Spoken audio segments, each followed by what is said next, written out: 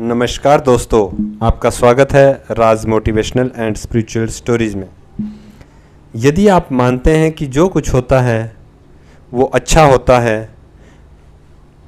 तो आप जीवन में कभी दुखी नहीं हो सकते और ना ही आप कभी किसी के अंदर बुराई देख सकते हैं, क्योंकि आपको जिस भी व्यक्ति के कार्य में कोई गलती दिखाई देगी तो आपको उसकी अच्छाई भी दिखाई देगी।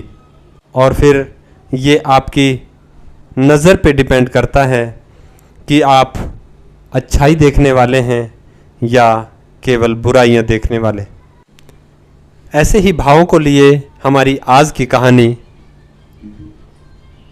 एक व्यक्ति के पास 2 घड़े थे और वो हर रोज़ अपने घर से काफ़ी दूर झरने से दोनों घड़ों को भरकर लाता था, लेकिन उसका एक घड़ा उसमें एक छोटा सा छेद था और वो वहाँ दोनों घड़ों को तो बराबर भरता, लेकिन जिस घड़े में एक छोटा छेद था वो वहाँ से चलते चलते धीरे धीरे उससे पानी गिरना आरंभ होता था और वो घर तक केवल आधा ही घड़ा पानी का पहुँच पाता था।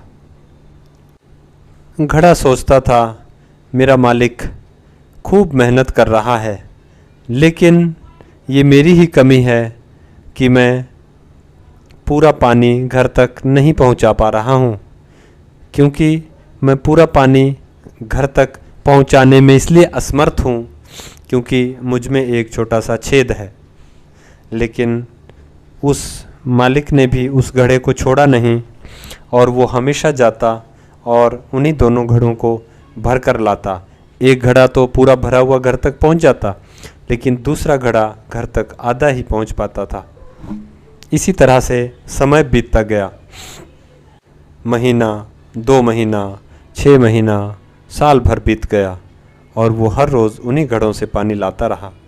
एक दिन उस फूटे हुए घड़े ने उस व्यक्ति से कहा कि आप मेहनत तो पूरी कर रहे हैं, लेकिन मैं ही असमर्थ हूँ कि मैं आपका पूरा पानी आपके घर तक नहीं पहुँचा पा रहा हूँ। तो मैं ये सोच सोच के परेशान हूँ कि मुझ में ऐसी कमी होने के बावजूद भी आपने अभी तक मुझे क्यों नहीं छोड़ा। तो उस व्यक्ति ने उस घड़े से कहा कि इस बात का जवाब मैं तुम्हें कल दूँगा। कल जब हम यहाँ से पानी भरने के लिए जाएंगे तो तुम उस पूरे रास्ते को ध्यान से देखना और फिर मैं तुम्हें इसका जवाब दूंगा। तो सुबह जब वो व्यक्ति फिर से पानी लेने के लिए घर से निकला तो उस घड़े ने ध्यान से देखा कि जिस रास्ते से वो पिछले 1 साल से लगातार आ रहा है उस रास्ते में फूल ही फूल खिले हैं, बहुत ही सुंदर सुंदर फूल। तो उस व्यक्ति ने कहा कि देखो तुम्हें क्या दिखाई दे रहा है। तो घड़े ने कहा कि मुझे बहुत सुंदर सुंदर फूल खिले हुए दिखाई दे रहे हैं। तो उस व्यक्ति ने कहा कि मुझे पहले ही दिन तुम्हारी खामी का पता चल गया था, लेकिन मेरे मन में एक तरकीब आई। मैंने इस पूरे रास्ते में फूलों के बीज बो दिए और हर रोज़ जब मैं घड़े में पानी लेकर आता था तो उससे थोड़ा थोड़ा पानी गिरता रहता था और वो उन बीजों को मिलता रहता था। और इसी तरह से जब उन बीजों को लगातार हर रोज़ पानी मिलने लगा तो आज देखो ये फूल कितने सुंदर खिल चुके हैं। अर्थात यदि हम किसी की कमी को ना कुरेदते हुए उसकी अच्छाई को नोट करें तो हर कमी के पीछे कोई ना कोई अच्छाई ज़रूर होती है। जैसा कि हमेशा कहा जाता है कि एक बुरा आदमी भी हमें अपना जीवन जीकर उस बुराई के बारे में ये सीख देता है कि यदि तुम इस तरह की बुराई को अपनाओगे तो तुम्हारा जीवन कैसा हो सकता है। निरंकारी सद्गुरु बाबा हरदेव सिंह जी महाराज हमेशा एक बात कहा करते थे कि उन लोगों को देखो जो कूड़े में से भी कुछ न कुछ अच्छी चीज़ें चुनते रहते हैं।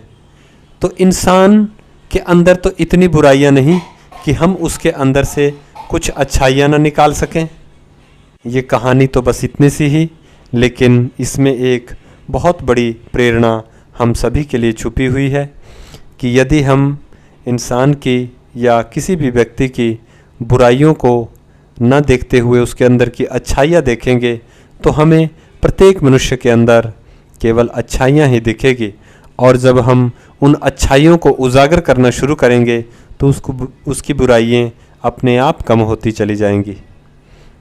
तो आज की कहानी बस इतनी ही। मिलते हैं एक नई कहानी के साथ।